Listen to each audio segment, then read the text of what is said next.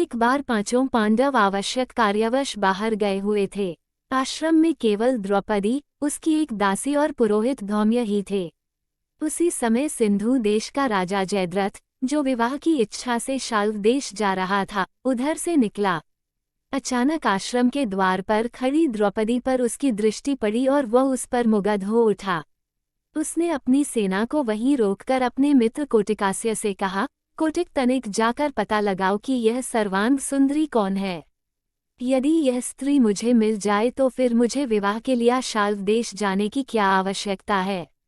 मित्र की बात सुनकर कोटिकास्य द्रौपदी के पास पहुंचा और बोला, हे कल्याणी, आप कौन हैं? कहीं आप कोई अप्सरा या देवकन्या तो नहीं हैं?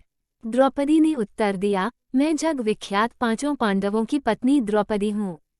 मेरे पति अभी आने ही वाले हैं, अतः आप लोग उनका आतिथ्य सेवा स्वीकार करके यहाँ से प्रस्थान करें।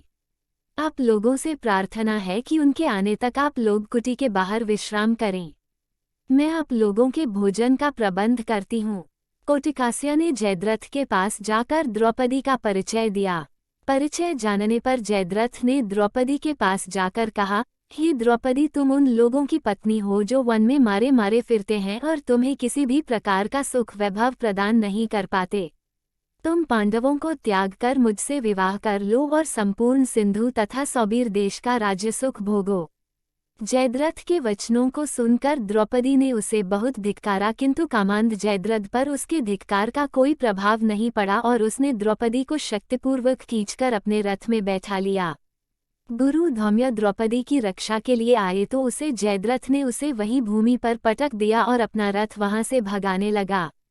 द्रौपदी रथ में विलाप कर रही थी और गुरु धौम्य पांडवों को पुकारते हुए रथ के पीछे पीछे दौड़ रहे थे।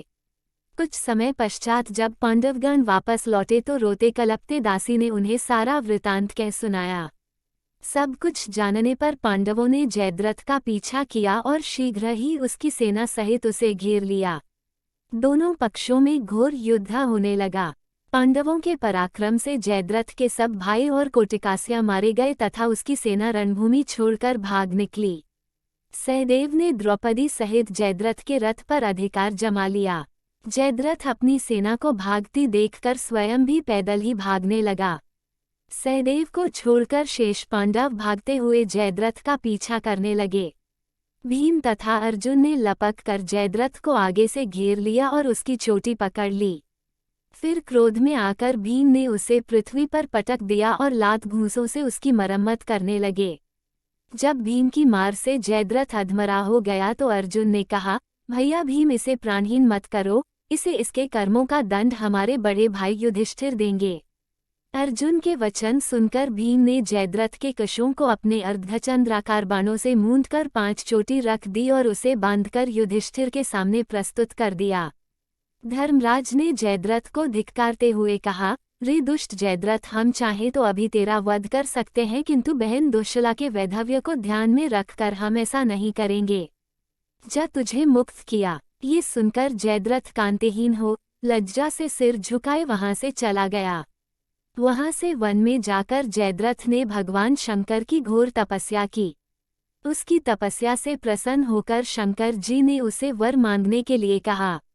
इस पर जयद्रथ बोला, भगवान, मैं युद्ध में 5 पांडवों पर विजय प्राप्त करने का वर मांगता हूँ। इस पर भगवान शंकर ने अपनी असमर्थता प्रकट करते हुए जयद्रथ से कहा, हे जयद्रथ, पांडव अजेय हैं और ऐसा होना असंभव है। श्री कृष्ण नारायण के और अर्जुन नर के अवतार हैं। मैं अर्जुन को त्रिलोक विजय प्राप्त करने का वर एवं पाशुपात्यस्त्र पहले ही प्रदान कर चुका हूँ। हाँ, तुम अर्जुन की अनुपस्थिति में एक बार शेष पांडवों को अवश्य पीछे हटा सकते हो।